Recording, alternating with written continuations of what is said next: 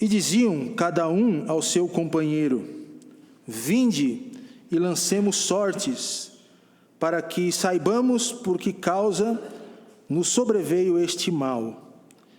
E lançaram sortes, e a sorte caiu sobre Jonas. Então lhe disseram: declara-nos tu agora, por causa de quem nos sobreveio este mal?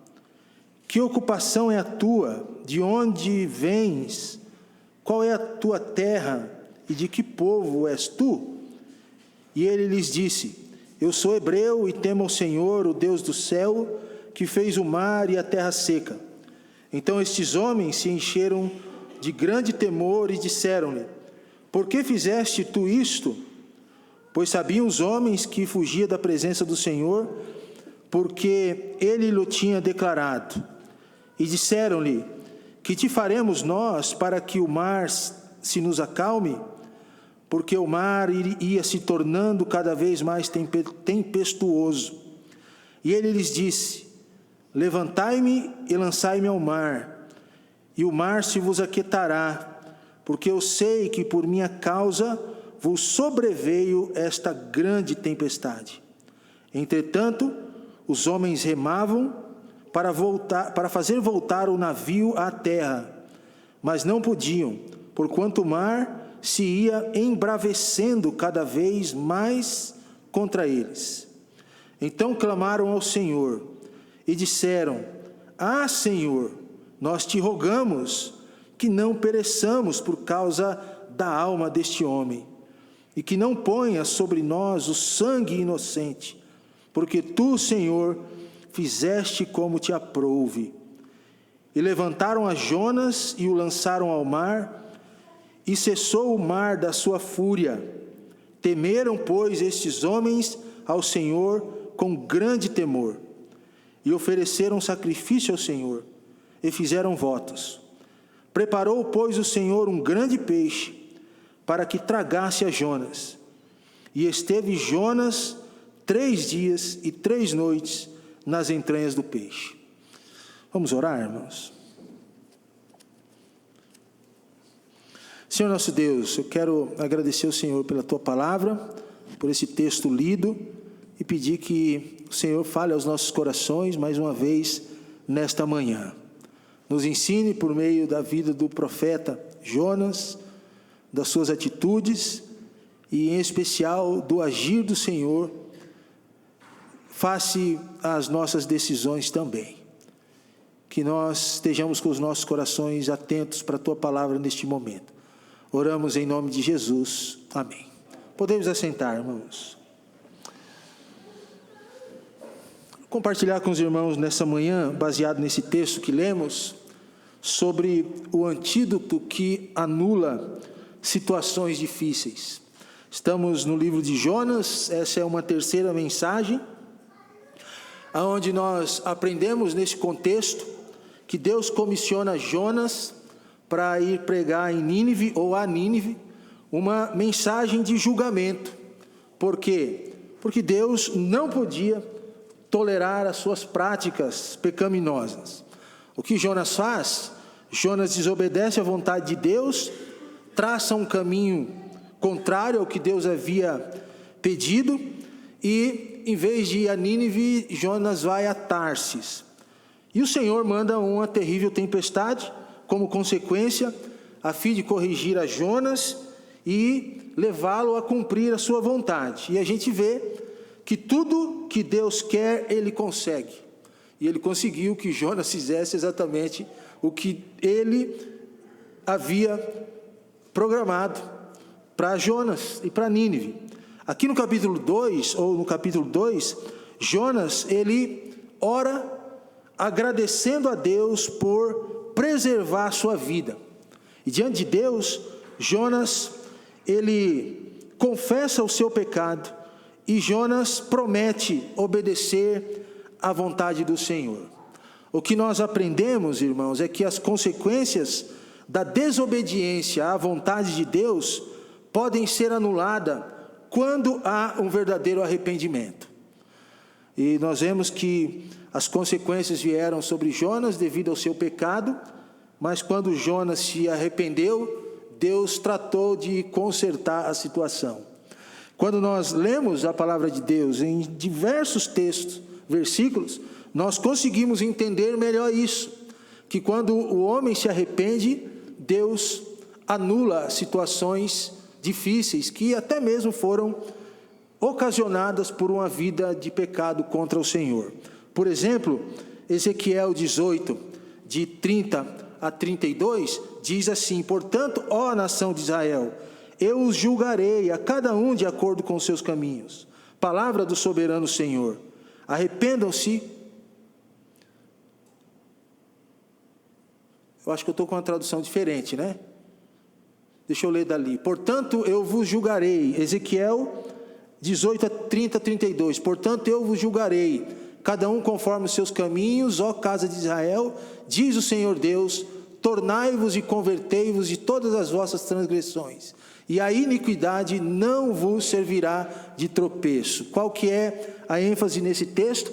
O Senhor diz assim: convertei-vos das vossas transgressões, e a iniquidade não vos servirá de tropeço. Então se convertam, se arrependam, que vocês serão perdoados. Um outro texto é Mateus 11, 20 a 24, que diz o seguinte: então começou ele a lançar em rosto as cidades onde se operou a maior parte dos seus prodígios, e não se haverem arrependido, dizendo: ai de ti, Corazim, e ai de ti, Betsaida, porque se em Tiro e em Sidom fossem feitos os mesmos prodígios que em vós se fizeram, há muito que se teriam arrependido com saco e com cinza. Por isso eu vos digo que haverá menos rigor para Tiro e Sidom no dia do juízo do que para vós. E tu, Cafarnaum, que te ergues até os céus, serás abatida até os infernos, porque se em Sodoma tivessem sido feitos prodígios que em ti se operaram, teria ela permanecido até hoje. Eu vos digo, porém, que haverá menos rigor para os de Sodoma no dia do juízo do que para ti. Mais uma vez, o arrependimento aqui sendo a ênfase, quando o Senhor diz que haveria menos rigor para um do que para outro. O que acontece, irmãos, no livro de Jonas, é que Deus se dirige ao povo de Israel. E certa vez, também, por meio do profeta Ezequiel, o Senhor diz que um homem ruim precisa parar de pecar, porque quando isso acontece, ele terá a misericórdia e a bênção do Senhor para com a sua vida. Olha o que diz Gálatas 6:7: não vos enganeis, ou não erreis, Deus não se deixa escarnecer, porque tudo que o homem semear, isso também ceifará. E agora Atos 19:20, assim a palavra do Senhor crescia poderosamente e prevalecia.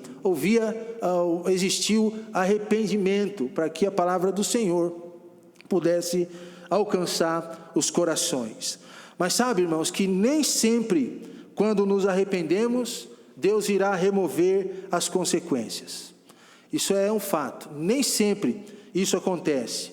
Mas baseado no texto de Jonas, nós vemos que, por causa do abandono de um erro, ou pelo menos da pessoa que estava ocasionando toda aquela consequência no navio e para todos que estavam ali, quando ele é lançado ao mar, as tempestades e as consequências, elas passam a ser acalmadas, né? O Senhor coloca as mãos e acaba com aquela tempestade.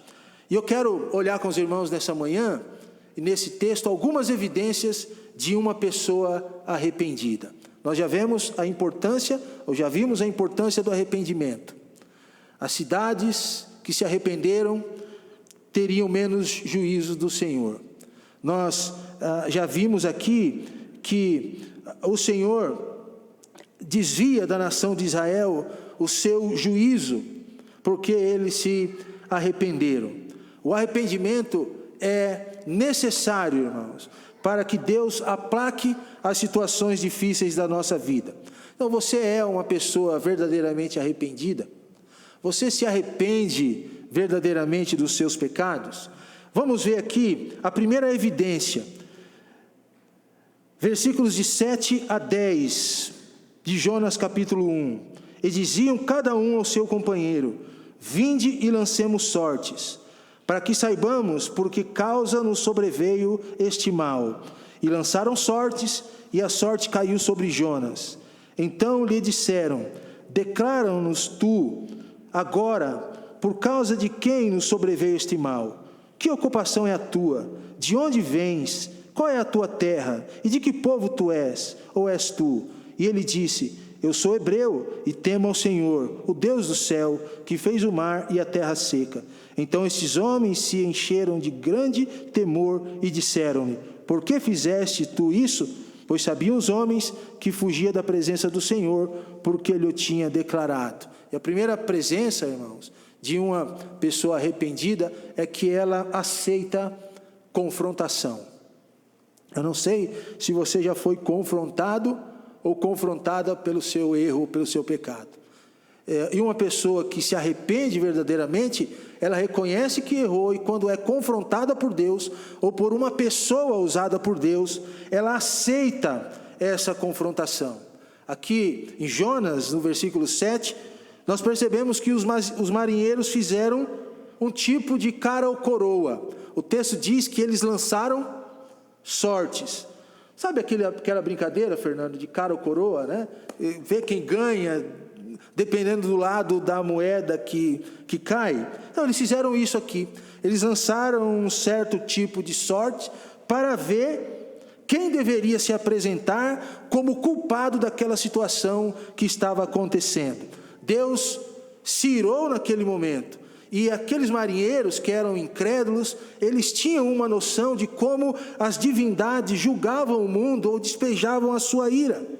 E é interessante que na hora de lançar sorte, a sorte cai sobre Jonas. E no versículo 9, nós vemos que Jonas, ele responde às perguntas daqueles marinheiros. E ele diz de que povo ele era. Ele faz uma descrição acerca do Deus que ele servia. Jonas fala sobre uma divindade. Ele diz que servia o Deus dos céus. E somente Deus seria capaz de evitar aquela tempestade, irmãos. Qual que era a solução daquele momento? Jonas diz que estava fugindo de Deus. Declara isso àqueles marinheiros no versículo 10, mas ele não diz que ele era o problema. Ele diz assim: olha, eu estou fugindo de Deus, do Deus de Israel, mas em nenhum momento Jonas diz assim: o problema sou eu. Mas o interessante é que a sorte cai sobre o Jonas.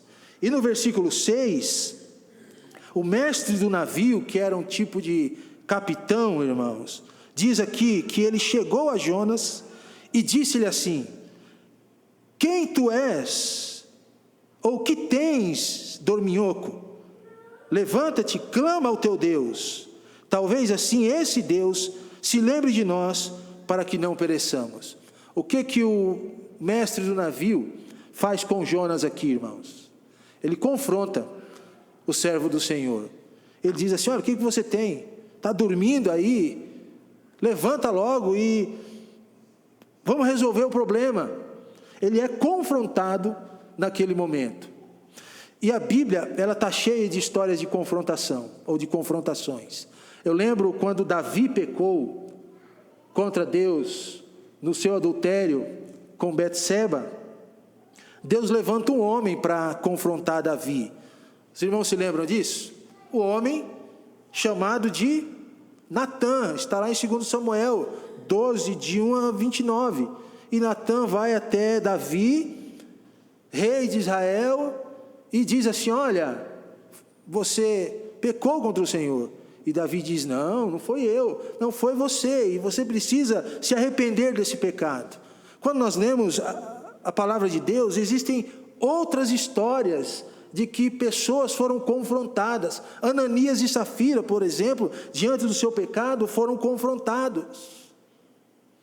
Mas é interessante que nem todos aceitaram a confrontação do Senhor.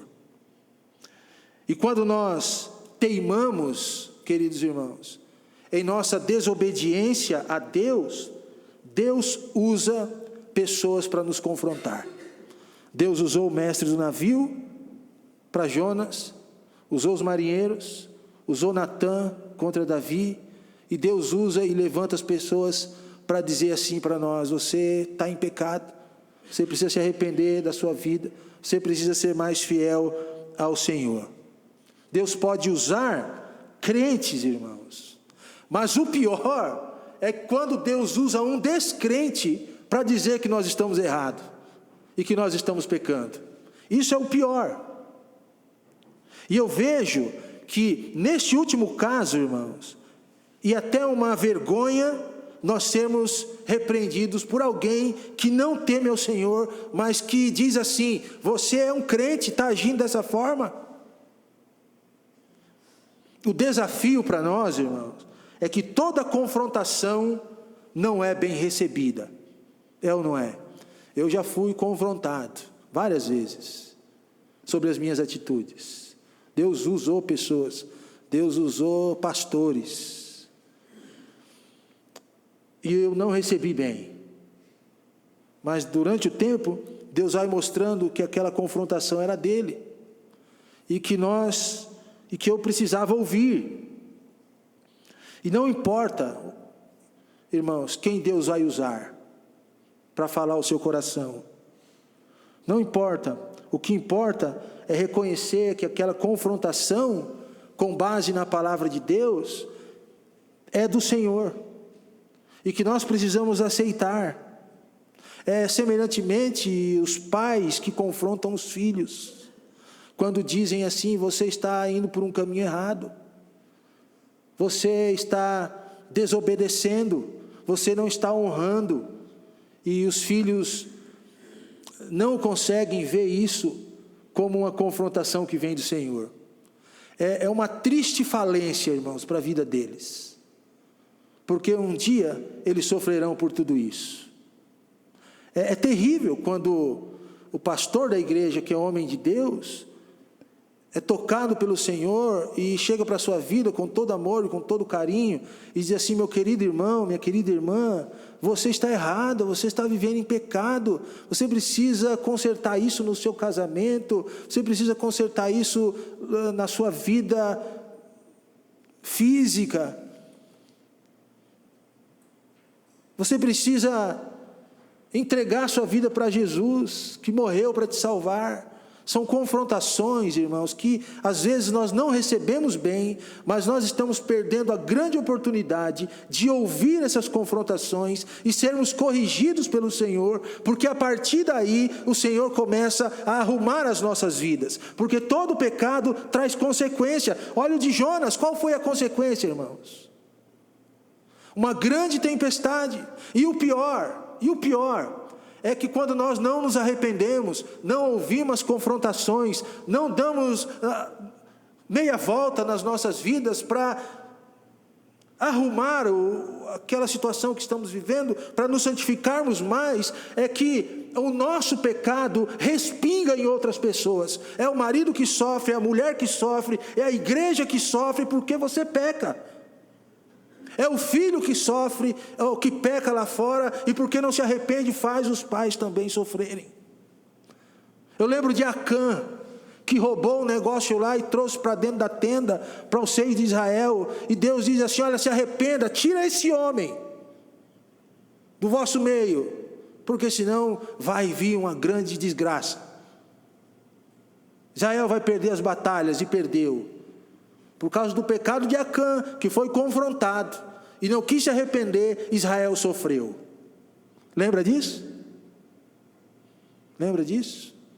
Então a primeira evidência de uma pessoa arrependida é aceitar a confrontação. Ouça quando Deus falar que você precisa se arrepender do seu pecado. Ouça quando Deus falar que o problema é você. Segunda evidência, irmãos, de uma pessoa verdadeiramente arrependida, é que ela não só aceita a confrontação, mas ela reconhece o seu erro. Olha o que diz os versículos de 11 a 13. E disseram-lhe: que te faremos nós para que o mar se nos acalme? Porque o mar ia se tornando cada vez mais tempestuoso. E ele lhes disse, olha o que Jonas disse, irmãos: levantai-me e lançai-me ao mar. Porque agora ele já começa a dizer que o problema era ele. Levantai-me e me joguem no mar, porque aí a tempestade vai passar. Sou eu que estou trazendo essa tempestade. É por minha causa que sobreveio esta grande tempestade.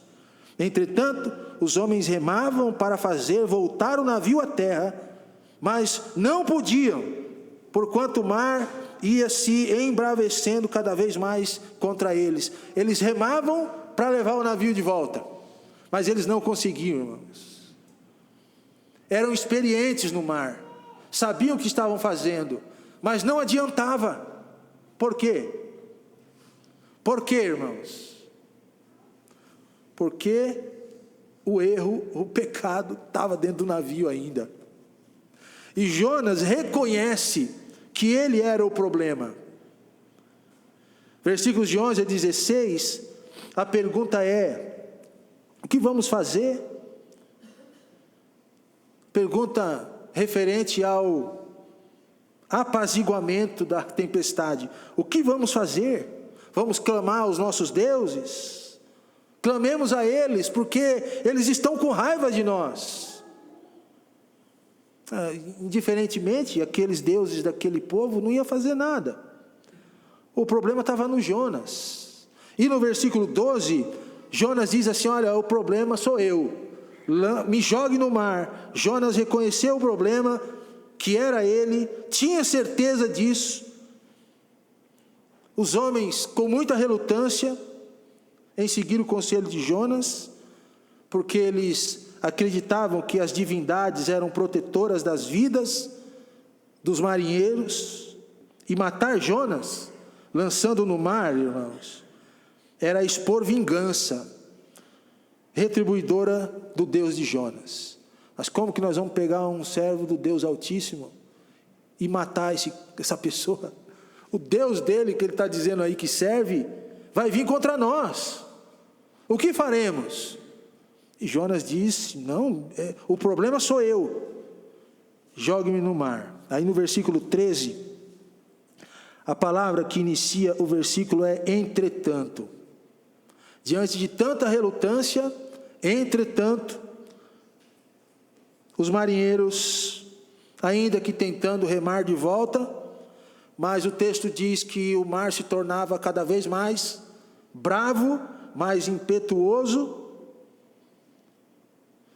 Eles tiveram que tomar uma decisão. Por quê, irmãos? O problema não estava neles, o problema não estava no barco e nem nos remos, o problema estava em Jonas. E o melhor do texto, irmãos, é que Jonas reconheceu isso. Ele diz assim: o problema sou eu. Se vocês não me tirarem do barco, esse barco vai a pique. Sabe que as pessoas, enquanto não perdoam, elas estão enfermas. Enquanto não há perdão, as pessoas não podem ser curadas. Jonas aqui precisava ser perdoado pelo Senhor, para que as tempestades fossem curadas. Assim para com as nossas vidas. Sabe, irmãos, a mensagem não é sobre perdão. Mas deixa eu te dar um recado aqui. Se você não perdoar as pessoas que você precisa perdoar, sua vida vai continuar a afundar. Jonas precisava do perdão do Senhor. Ele confessou que precisava e que o erro era ele. Foi confrontado pelas pessoas, sim ou não? Os marinheiros confrontaram. O mestre do navio o confrontou. Mas só ser confrontado, queridos irmãos, não adianta. Concorda comigo? Pastor, pode chegar para mim um dia, Rômulo ou qualquer outra pessoa, e falar assim: pastor Márcio, está agindo errado. Não é assim que você deve seguir. É pecado isso. Tudo bem, pastor. Tudo bem, irmão. Obrigado pela sua confrontação. E aí eu vou embora e não faço nada. O que adiantou? Nada. Porque a confrontação, ela precisa de uma atitude nesse momento. E a atitude é o reconhecimento de que eu sou o erro. E foi o que Jonas fez. A maior dificuldade em reconhecer, irmãos, é a falta de humildade e o desejo de ser grande. A maior dificuldade em reconhecer é queremos fazer valer nossas ideias preconcebidas. Eu lembro que quando o meu pai faleceu, eu entrei na sala, antes dele falecer, eu entrei na sala do médico com ele e eu nem lembro mais se foi eu que entrei, mas eu sei que alguém entrou, se foi eu, se foi minha irmã. E o médico, depois ela contou para mim, eu não lembro muito bem, faz tempo, mas aí foi isso que aconteceu. O médico disse para ele assim: seu Valdir, o senhor precisa reconhecer que o cigarro está acabando com a sua vida. Eu lembro que o meu pai fez um exame, e o meu pai morreu com 63, se eu não me engano. E o exame que o médico fez de nível de nicotina no corpo do meu pai, era como se meu pai tivesse fumado 120 anos. Já não tinha mais pulmão, estava necrosado. Tinha 5% dos pulmões funcionando, ou de um pulmão. E o médico disse para ele assim: seu Valdir, escuta o que eu estou dizendo. Se o senhor não abandonar o cigarro, o senhor vai morrer. Foi confrontado, mas não agiu. O que aconteceu? Passou pouco tempo depois dessa consulta, meu pai foi internado e faleceu há pouco tempo depois. Às vezes é preciso reconhecer, sabe, irmãos? E às vezes é preciso reconhecer que nós estamos errados, que nós estamos pecando. Reconhecer é saber que diante da desobediência, você é o erro, ou é o problema. Jonas fez isso. Reconhecer é arrependimento, e arrependimento significa fazer uma conversão. Para nós que somos crentes, reconheça o seu pecado para ser livre das consequências. É bíblico, é ou não é? Aquilo que o homem planta, ele colhe. Para quem não tem Jesus como Salvador, para ser salvo, reconheça que você é um pecador irremediavelmente perdido e que precisa de Jesus. A confrontação é: se você não se arrepender dos seus pecados, você vai para o inferno. E o reconhecimento é: sim, eu sou um pecador e quero entregar minha vida para Jesus. Isso funciona. Isso gera vida eterna, irmãos. Terceira evidência de uma pessoa arrependida: além de aceitar a confrontação, além de reconhecer o erro, ela precisa abandonar o erro.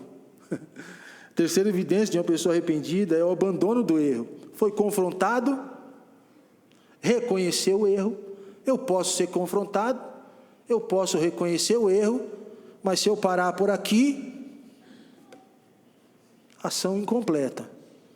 Porque ser confrontado e reconhecer ainda é um certo tipo de passividade, vamos dizer assim. Mas é preciso, irmãos, abandonar o erro. É preciso abandonar o pecado. Olha o que diz os versículos 14 a 16. Então clamaram ao Senhor e disseram: Ah, Senhor, nós te rogamos que não pereçamos por causa da alma deste homem, e que não ponha sobre nós o sangue inocente, porque tu, Senhor, fizeste como te aprouve. E levantaram a Jonas e lançaram ao mar, e cessou o mar a sua fúria. Temeram, pois, esses homens ao Senhor, com grande temor, e ofereceram sacrifício ao Senhor e fizeram votos. Preparou, pois, o Senhor um grande peixe para que tragasse a Jonas, e esteve Jonas 3 dias e 3 noites nas entranhas do peixe. O que é que caracteriza, irmãos, uma pessoa verdadeiramente arrependida? Ser confrontado somente não basta. Reconhecer o erro ou o pecado também não basta. O fato é que esses homens decidiram lançar o Jonas ao mar. Eles tomaram a decisão. Tá bom, tem um confronto, sabemos qual é o erro, e que agora, o que a gente faz para acalmar a tempestade? Vamos pegar o erro e abandonar, jogar fora. E o erro era Jonas, o pecado era Jonas. Sim ou não, irmãos? O que eles fazem? Jonas diz assim: olha, livrem-se de mim, porque eu sou o problema. E eles se livram do Jonas. Versículo 14 diz que eles clamaram ao Senhor para que não caísse sobre ele o sangue de Jonas, porque eles estavam com medo. A gente vai lançar o servo de Deus no mar, esse Deus aí vai vir contra nós. Então eles clamam ao Senhor, porque eram inocentes, e diz: porque tu, Senhor, fizeste como te aprouve. E o versículo 15 diz assim: lançaram ao mar, e cessou o mar a sua fúria.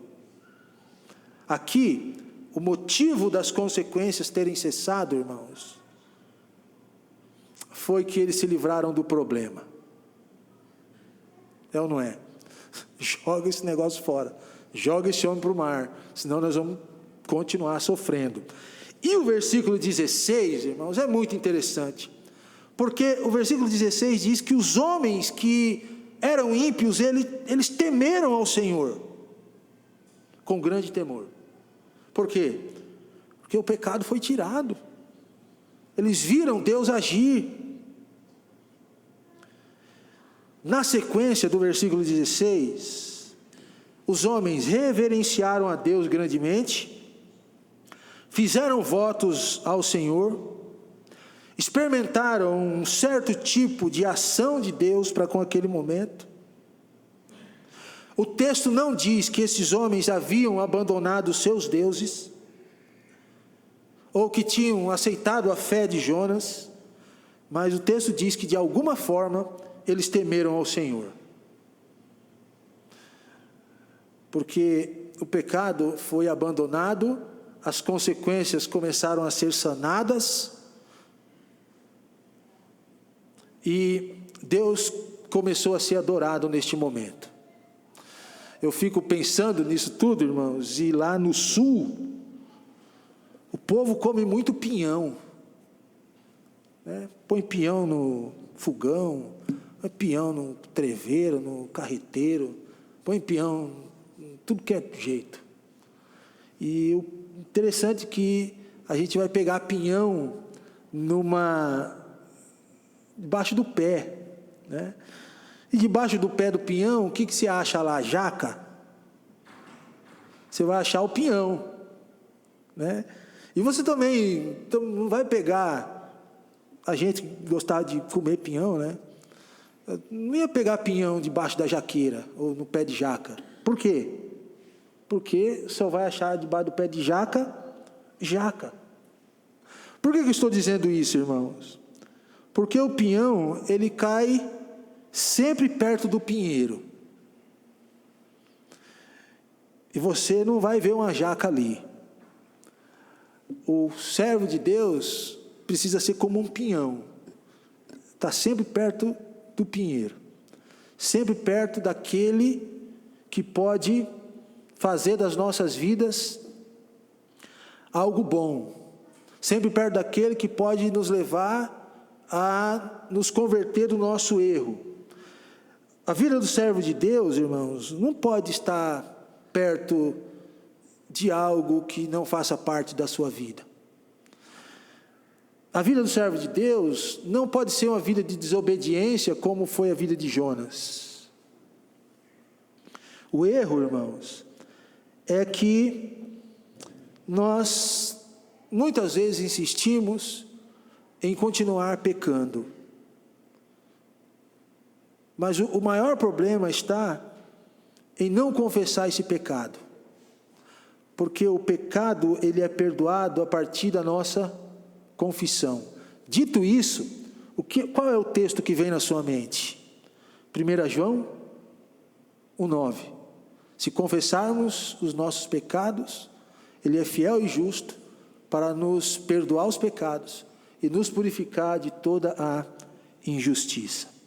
O que aconteceu com Jonas? O pecado foi lançado, o próprio Jonas, a tempestade foi acalmada, as consequências deixaram de existir, pelo menos naquele momento. Quando o erro persiste também o problema, a consequência. Persistir no erro, irmãos, não é se importar com a vontade de Deus. Persistir no erro é se importar conosco mesmo. Persistir no erro ou no pecado é ter aquilo que a Bíblia chama de mente cauterizada. Você sabe que está pecando, mas continua fazendo a mesma prática de vida. Persistir no erro é pedir para permanecer na tempestade. Você já viu aquela turma, aquele pessoal que ele sabe que está em pecado e que o pecado está trazendo consequência para a vida deles, ou dele, mas ele continua nas mesmas atitudes? Você conhece alguém assim? Pois é, irmãos, fazer isso é permanecer na tempestade. E às vezes o problema somos nós mesmos e não os outros. O problema era o próprio Jonas. Jonas era o maior problema dele e para os outros. Às vezes o problema para nós mesmos somos nós mesmos, sou eu mesmo, para mim. E isso é triste, sabe, irmãos, porque às vezes o meu pecado alcança outras pessoas. Eu faço a igreja sofrer com o meu pecado. Eu faço as pessoas que estão do meu lado sofrerem com os meus pecados. Eu faço a minha família, os meus filhos sofrerem pelo meu pecado.